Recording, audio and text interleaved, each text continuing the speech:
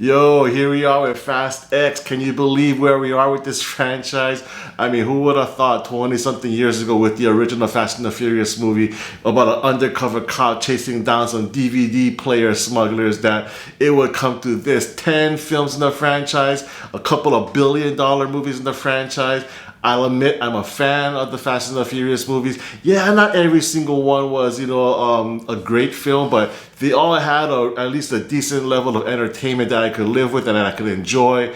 And I was really looking forward to this film for several reasons because this supposedly is the finale of the franchise. Yes, it's gonna be a two-parter, which I heard now maybe even a three-parter finale to the franchise. But this is the end of the saga, and Jason Momoa is the villain. And his story goes back to Fast 5, which, if you remember, was the one that takes place in Brazil and ended with that fantastic chase scene on the roads of Brazil and then hauling that big ass vault around with them. Now, in that film, Jason Momoa's father was the main villain, and Jason Momoa was a son, and he survives that whole crash sequence. And now, 10 years later, he's out to get his revenge. But you come after Dominic, you come after his family. And I'll start by saying this, the Fast and the Furious franchise, people are saying, oh, it jumped the shark, it's so ridiculous, it's so stupid. Hey, you know what? Then this film is just not for you. I'm the kind of guy,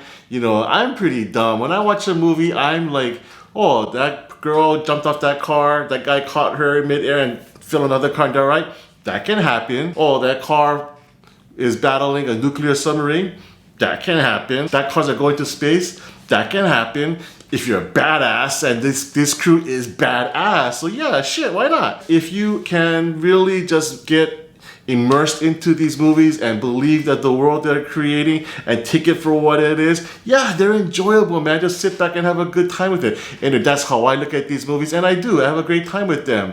And this time around, they keep bringing in new big stars. Over the last couple of films, they brought in Charlize Theron, John Cena, and now they're bringing in Brie Larson. They're bringing in Jason Momoa, and I love it. And there's a reason why these big name people are attracted to these films, because they're fun and they enjoy making them, and I enjoy watching the final product. And I gotta start with Jason Momoa. Man, Jason Momoa as a villain, chef's kiss. The guy is truly, truly entertaining as a villain. He made some choices with this character that if done poorly, would have been really annoying, really flamboyant and over the top. But he finds that fine line and that balance of being really evil and villainous and ruthless, at the same time being charming and entertaining and fun. And I thought he was a standout of this movie.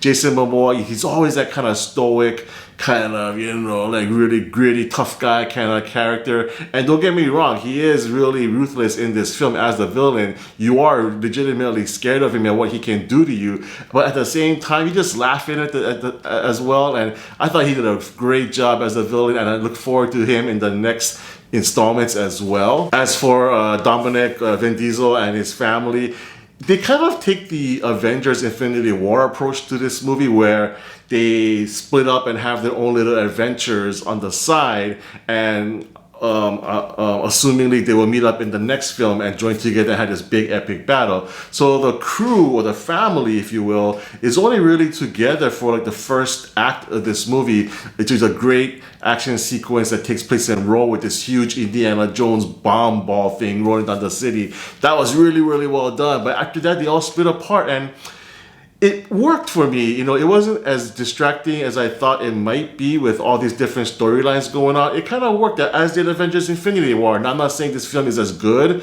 as Avengers Infinity War, but it kind of follows that same plot line, and it worked for this film as well. Now, Vin Diesel, he is Groot. No, he is Dominic Toretto, and he's great. He's really embraced this character, and having watched these people over the last 10 films, as they come and go, it's been really great to get to know them better and their personalities. And I think they've done a really good job kind of giving each character their moment to shine. Yes, of course, they give certain characters more airtime than others, and you have to, of course, also give camera time to the new big names that are coming in, such as Jason Momoa and Brie Larson, etc. But 2 hour 15 minutes. It didn't feel long at all, and this movie is non-stop. It's action-packed, and I had a great time with it. The movie does do a lot of globe jumping, which is always fun, but you know, it kind of makes sense. You know, it's not just done for the sake of showing off another city background or anything like that.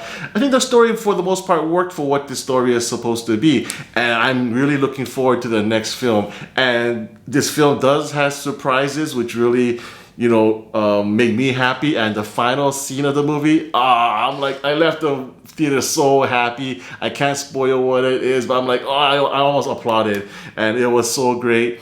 Yeah, so this film is, yes, this film is the first part of a 2-part finale, or like I said earlier, maybe even a 3-parter. But so this film will not give you that closure that most film fans may be looking for at the end of the movie. It is a setup for the next film, again, much like Infinity War was for Endgame. But at the same time, it's 2 hours and 15 minutes of pure entertainment. It's big summertime style blockbuster action.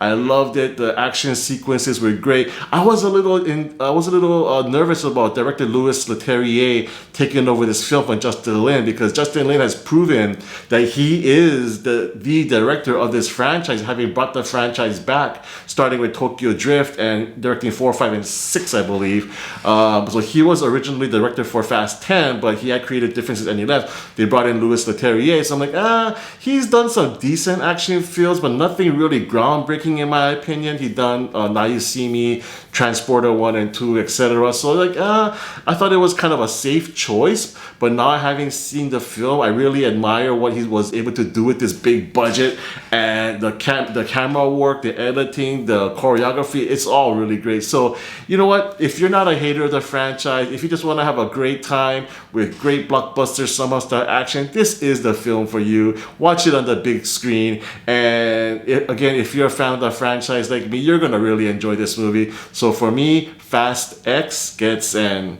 8 out of 10. Thanks so much for watching my review. If you like it, please give me a thumbs up, and if you haven't done so already, please subscribe to my channel MC on Film for more reviews.